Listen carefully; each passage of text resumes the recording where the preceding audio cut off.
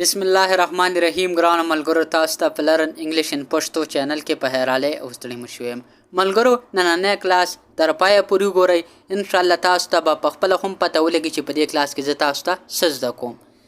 پلانې ټکي موږ سره اساده هپی خوشاله یعنی کم کس چې خوشاله هغه ته په انګلیش کې وي هپی انګری غوسه یعنی کم کس چې په قار هغه ته په انګلیش کې وي انګری سیډ خپا excited چې کومه دا ډیر خوشحالي دولته یعنی یو کس د یو شی باره کې ډیر زیات خوشاله نو دې ته په انګلیش کې وي excited bored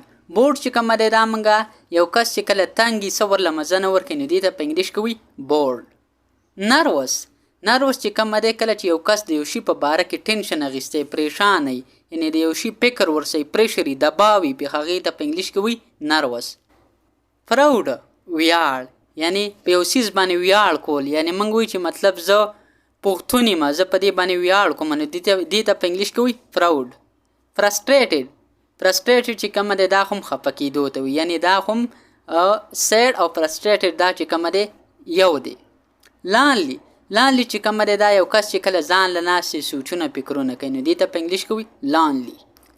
jealous چې کومه ده دا موږ سره هغې ته وایي کله چې یو کس سره پیسې مثلا ډېرې مثال په توګه یو کس سره پیسې ډېرې او یو بل کس ورته هسې سوځي نو دې ته په انګلیش کې ویلی شي jealous یعنی موږ پښتو کې چې وایي لکه ته هسې سوځي ماته نو دې ته په انګلیش کې وایي jealous scared چې کومه ده کله چې یو ماشوم یا یو کس ویریږي هغه ویرې ته په انګلیش کې وایي scared تاسو به د ماشومانو شکلونه هم ښکاري د دې نه هم اندازه کوئ surprised چې کومه د یو کس حیرانه کول یعنی یو داسې کار کول چې نور خلک ته حیران کړي شای چې کومه دی شرمیدونکي یعنی یو کس شرمیږي کله که چېرته تاسو یو کس سیکې هغه خبرې داسې کوي تاسو ته پته لګي چې مطلب دا کس شرمیږي د باډي لینګویج نه یعنی د بدن نه هم پته لګي چې دا شرمیږي نو شای چې کومه دی دا وي شرمیدونکي یا شرمیدلی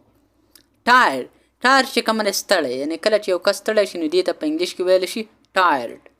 سیډ خپه کله چې یو کس خپه هغې ته په انګلیش کې ویلی شي سیډ تاسو ته ما مخکې ویل هغې ته په انګلیش کې فرسټریټډ هم ورته وایي ډالفول هم ورته وایي واک چې کومه دی ګرځېدو ته وایي کله چې یو انسان په خپو باندې ګرځي نو دې ته په انګلیش کې وایي واک رن چې کومه دی دا هم په خپو باندې ګرځېدلي خو دا منډې ته وایي کله چې انسان منډه وایي هغې ته په انګلیش کې وایي رن لاف خندا ته په انګلیش کې وایي لاف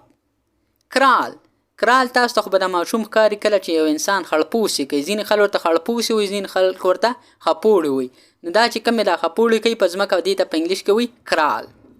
کرای چغې وهل یا جړل دې ته په انګلیش کې وایي کرای سټینډ اپ ودرېدلو ته په انګلیش کې وایي سټینډ اپ سټ ډاون کېناستو ته په انګلیش کې وایي سټ ډاون think چې کومه ده د یو څیز په باره کې سوچ او فکر کول هغې ته په انګلیش کې وایي think smile چې کومه ده دا موږ لږې شانته خندا ته وي یعنې هغې خندا ته وي کله چې د انسان صرف د غاښونه ښکاره شي او لاف چې کومه ده کله چې انسان په تیزه باندې وخاندي ډانس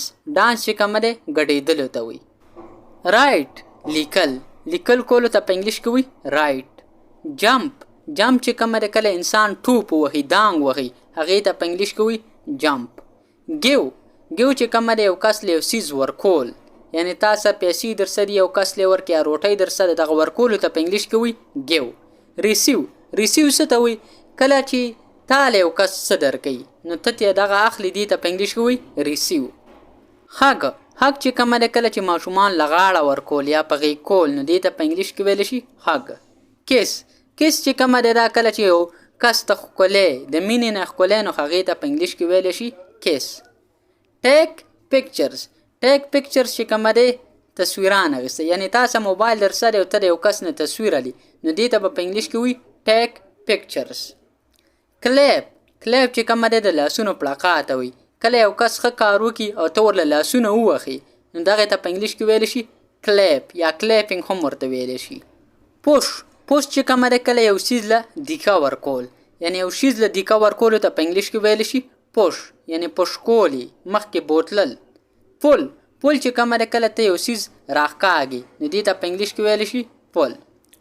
لیسن listen چې کومه دی اوریدلو ته وي، یعنی تا ته یو کس خبره کوي هغه ته اوري، هغې ته په انګلیش کې ویلی شي listen.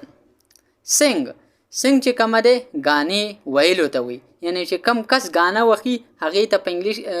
غانه وایي نو هغې ته په انګلیش کې ویلی شي sing. او کم کس چې غانه وخي غانه وایي هغه کس ته په انګلیش کې ویلی شي سنګر، خو چې کومه غانه وایي هغې ته په انګلیش کې ویلی شي sing. read چې کومه دی پړهی ته وي، لوستلو ته وي، یعنی کتاب لوستلو ته موږ په انګلیش کې ویلی شو read یا اخبار وغیره. ملګرو دا و زمونږ نننی کلاس چې په دې کلاس کې ما تاسو ته ډېر مهم درس زده کړه. ملګرو که چېرته تاسو ته د آنلاین کورس ضرورت وي نو تاسو ما ته په واتساپ باندې SMS وکړئ، نو انشاءالله زما خو دا سوچ دی چې زه تاسو ته آنلاین کورس هم شروع کړم. که څومره ملګري هم وي هغه ما ټول ما ته په واتساپ باندې SMS وکړئ، نو انشاءالله زه به تاسو ته په کمیونټي ټیب کې پوسټ هم وکړم. زه ګورم چې څومره کسان آنلاین کورس کول غواړي، نو انشاءالله د دې لپاره ما پلانینګ روان کړی دی. انشاءالله زه به تاسو ته آنلاین کورس هم زر تر زره شروع کوم. ملګرو اوس ماله اجازت راکئ، انشاءالله تاسو سره په یو بل نوي کلاس کې ملاقات کیږي. د خپل ځان ډېر خیال ساتئ او ما په دواګانو کې هم یاد ساتئ. د الله په امان.